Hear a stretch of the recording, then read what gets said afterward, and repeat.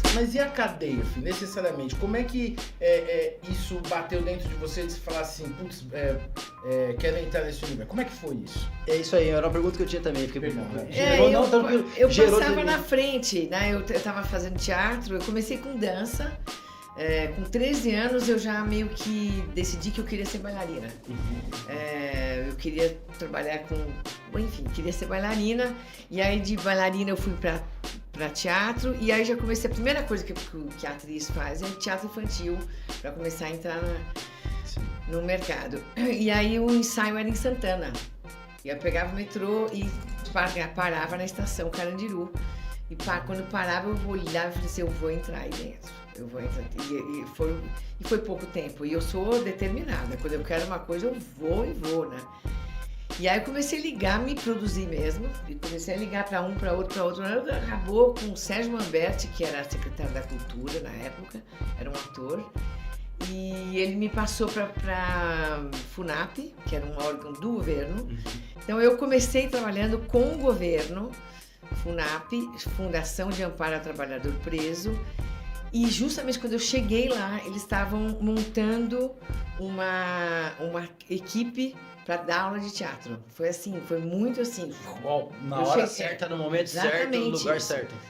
E aí ia ser em Taubaté, que é meio longe e tal, mas todo sábado. E era uma equipe meio que grande até, não sei. Eu lembro do diretor, o Laje. Enfim, aí eu entrei nessa onda aí e a gente foi, e todo sábado a gente ia de ônibus. Era meio cansativo, mas eu tinha 18, 17 anos. Bom. Foi aí que eu comecei e no começo eu recebia, mas era uma coisa assim, eu queria estar trabalhando lá. Sim. E eu aprendi muito, né? No começo eu entrava, era um presídio masculino. Como é que você foi uma menininha? Não é possível a gente não contextualizar isso. Então você era uma menininha de uma classe social absolutamente diferente e que chegou lá dentro de um presídio com uma realidade que é dentro do presídio. Como que você foi recebida lá? É interessante, hein? Legal. Eu sempre fui muito respeitada, né? Muito respeitada. Eles não arriscam passar o limite deles, porque senão eles sabem que a gente não vai voltar. Então eles respeitam. Isso é meio que uma regra na cadeia, né? Não se mexe com visita. Sempre tem alguém que tenta extrapolar, mas em mim, eu também tenho muito da sua conduta, né? Então você tem que ter um comportamento, um proceder, como eles falam. Um proceder que vai de acordo, que você tem que ser respeitado. Então, até aqui você não...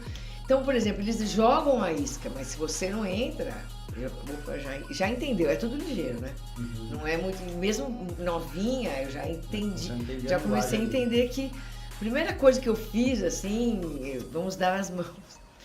Aí eu falei, nossa, foi um climão, assim, eu falei, pô, não devia ter feito isso.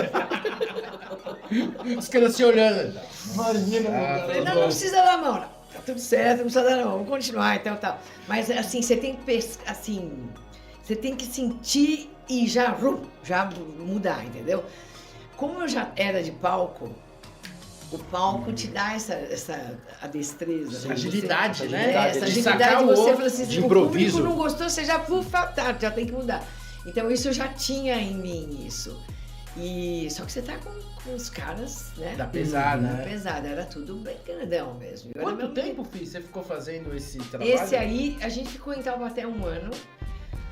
E aí foi engraçado, as equipes iam se dissolvendo, foi todo mundo embora, tararara. Eu formava uma outra equipe, aí eu pedi pra vir pra São Paulo, e aí fui pro Carandiru.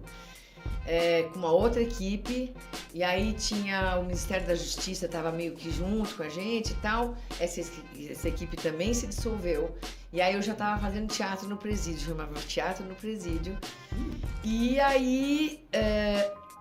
quando se dissolveu essa segunda equipe, aí eu falei, eu continuo.